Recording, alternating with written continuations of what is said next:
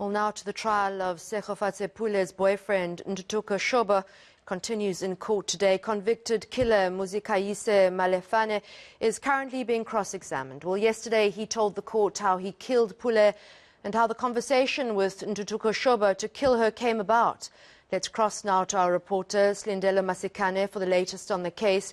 Slee, this is a very tough case to follow. We were just looking at your story that you prepared for us from yesterday's testimony, and were visibly, we both in studio here, felt shocked.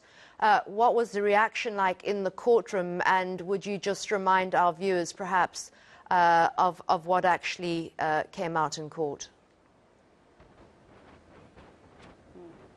So officially, Annika, we're in day 5 of the Ntuthuko Shoba trial here in the South Gauteng High Court. And since around Tuesday afternoon, we've been hearing from the convicted killer, Muzikayise Malephane.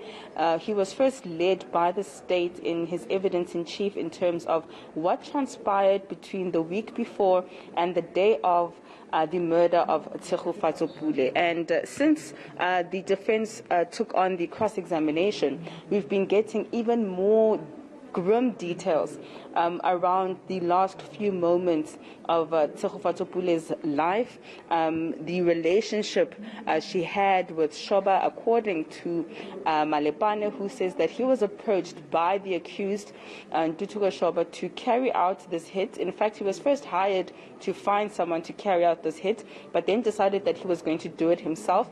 And he says that Shoba was very specific in saying that he wants Tshegofatso Pule's murder to look like a suicide. Yesterday, we got even more details around the moment in which Pule entered Malephane's car thinking that he was an Uber driver. And he says, in fact, the moments before that, he had to convince her. So something inside of Pule said, don't go into this car. But Malephane managed to convince her, saying that, look, I'm going to take you home safely.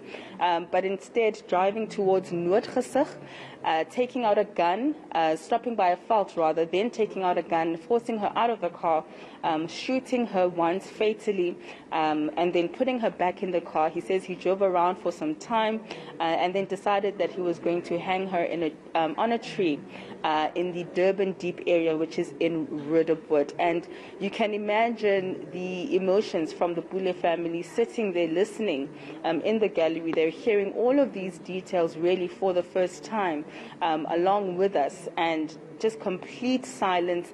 You can cut the tension with a knife, because not only is the Pule family inside court, but we have Ntuthuko Shoba's family there as well to support him. Now, you would remember that Malephane insists that Shoba is the one who hired him for this murder and that it needed to look like a suicide.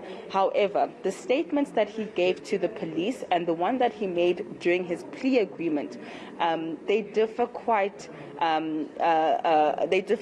lot. So what the defense is really trying to do for the past 3 days now, this will be the 4th day under cross-examination, and we are expecting them to wrap up, is that they keep wanting to discredit Malephane as a key witness for the state, really painting him to be a habitual liar. The line of questioning can really be characterized as a character assassination. So I think what they're really trying to show the courts is that if he could lie in his initial statement to the police, trying to pin Shoba to the crime scene, then why should the court then believe that he told the truth in his plea agreement? Discredit the witness. That's right. Thank you so much, and good luck to ENCA's Silindelo Masikane.